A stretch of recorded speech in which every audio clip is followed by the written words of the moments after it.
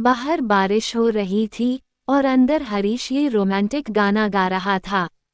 हाथों में गर्मा गर्म अदरक वाली चाय का प्याला, रात का सन्नाटा और हमदम का साथ, शायद इसी को जन्नत कहते हैं। खुद की सोच पर ही सपना मुस्कुरा दी।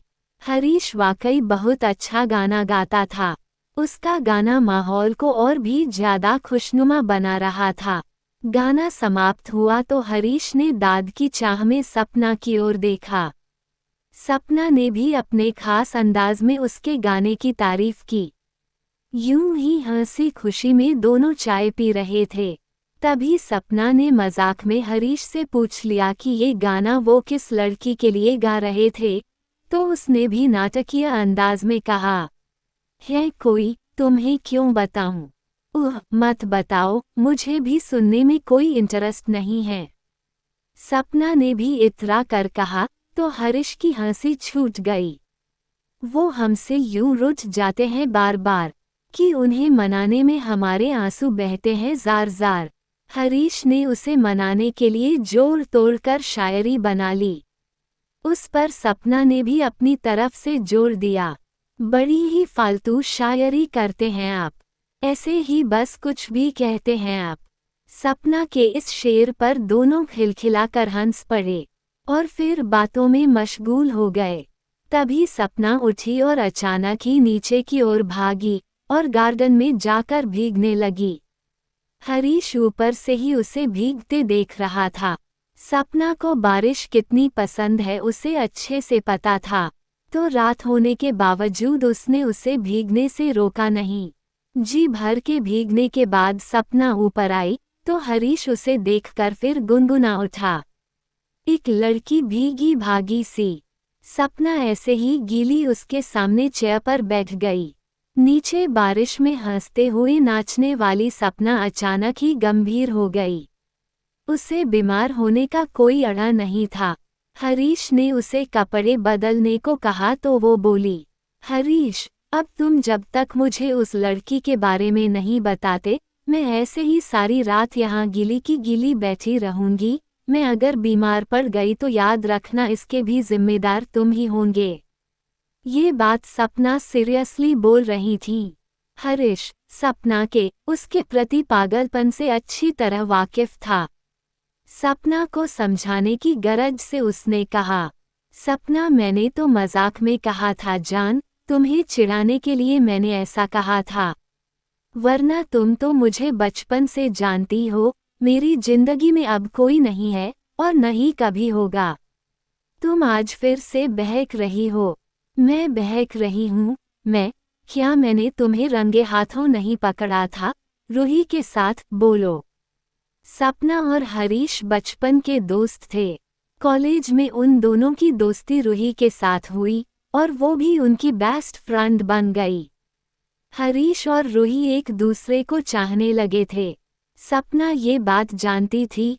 हरीश सपना को बस अपना बेस्ट फ्रेंड ही समझता था, मगर सपना उसे बचपन से प्यार करती थी और उसके साथ ही शादी करना चाहती थी।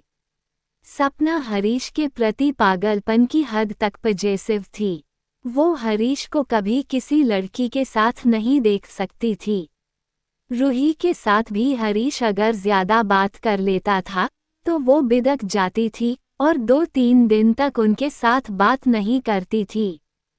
फिर हरीश के बहुत मनाने के बाद ही मानती थी। अब ये हमेशा की बात हो गई थी। रूही में सारी खूबियां होने के बावजूद हरीश के घर वाले उसे अपनी बहू नहीं बनाना चाहते थे, क्योंकि वो दूसरे समाज की थी।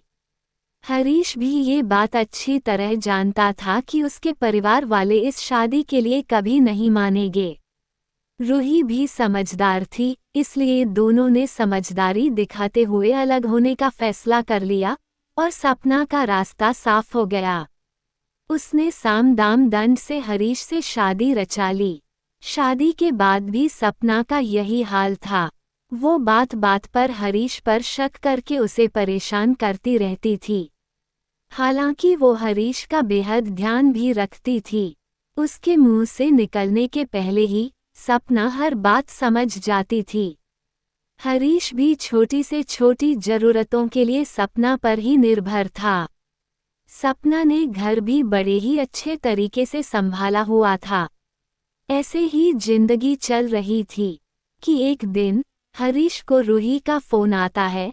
वो उससे मिलना चाहती थी। ये एक फोन हरीश और सपना की जिंदगी में तूफान खड़ा कर देता है।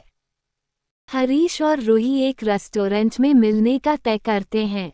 सपना के स्वभाव को देखते हुए दोनों सपना को कुछ भी नहीं बताते, मगर सपना ने किसी तरह दोनों की बात सुन ली थी, पर उसने हरीश पर ये जाहिर नहीं होने दिया। दूसरे दिन तेज बारिश हो रही थी। रविवार का दिन था, सो हरीश बहुत बहाने बनाकर घर से निकला था रूही से मिलने। उसके पीछे पीछे सपना भी निकल पड़ी।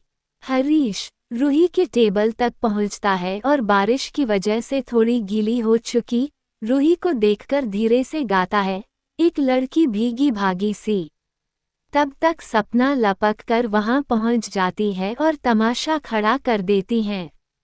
रूही और हरीश दोनों ही के लिए ये बहुत ही अनएक्सपेक्टेड था। रूही अपमान की आग में झुलसती हुई वहां से निकलने की कोशिश करती हैं तो सपना उसे थप्पड़ जड़ देती हैं। अब हरीश का भी संयम जवाब दे जाता है और वो भी सपना को थप्पड़ मारा देता है। सपना भुना भुनाती हुई वहां से चली जाती हैं। रूही भी बिना कुछ कहे वहां से निकल जाती है। घर जाने की बजाय हरीश अपने फ्रेंड के घर चला जाता है और यहाँ घर पर सपना खतरनाक कदम उठा चुकी थी। हरीश बोलो, कुछ है कुछ तुम्हारे पास बोलने के लिए? सपना की तेज आवाज से हरीश भूतकाल से निकलकर वर्तमान में आ जाता है। मैंने तुम्हें तब भी समझाया था सपना, और आज भी वही बात कहूँगा कि तुम्हें बहुत बड़ी गलतफहमी हो गई थी। हम दोनों के बीच संबंध कब के खत्म हो चुके थे। वो सिर्फ एक फ्रेंडली मुलाकात थी। सिर्फ तुम्हारे सवालों से और पागलपन से बचने के लिए हमने तुम्हें नहीं बताया था। हर साल जब भी बरसात होती है तुम ये हरकत जरूर करती हो सपना। अब बस भी करो यार, 3 साल हो गए हैं उस बात को। अब मैं तंग आ गया हूँ तुमसे, हरीश ने कहा। मुझसे तंग आ गए हो ना, तो लो मैं जा रही हूँ, और इस बार तो पक्का कभी भी नहीं आऊँगा दोबारा देखना। तुम बुला बुला कर थक जाओगे पर मैं नहीं आऊँगी, सपना ने गुस्से से कहा। तो जाओ ना, किसने रोका है? हर बार यही कहती हो और फिर वापस आ जाती हो। इस बार नहीं आऊँगी कहते ही सपना ने बालकनी से छलांग लगा दी। सपना का शरीर नीचे निष्प्राण पड़ा था, बारिश में भीगता हुआ। ठीक उसी दिन की तरह रेस्टोरेंट से गुस्से में निकली सपना ने घर आकर आत्महत्या कर ली थी। हरीश के घर आने तक उसका शरीर ऐसा ही भीगता रहा। नौटंकीबाज कहीं की। 6 साल से हर बार बारिश के मौसम में एक बार जरूर आती हैं और हर बार लड़ाई करती हैं और फिर कभी ना आने का फैसला करके चली जाती हैं। चलो अब अगली बारिश तक रास्ता देखूंगा पगली का।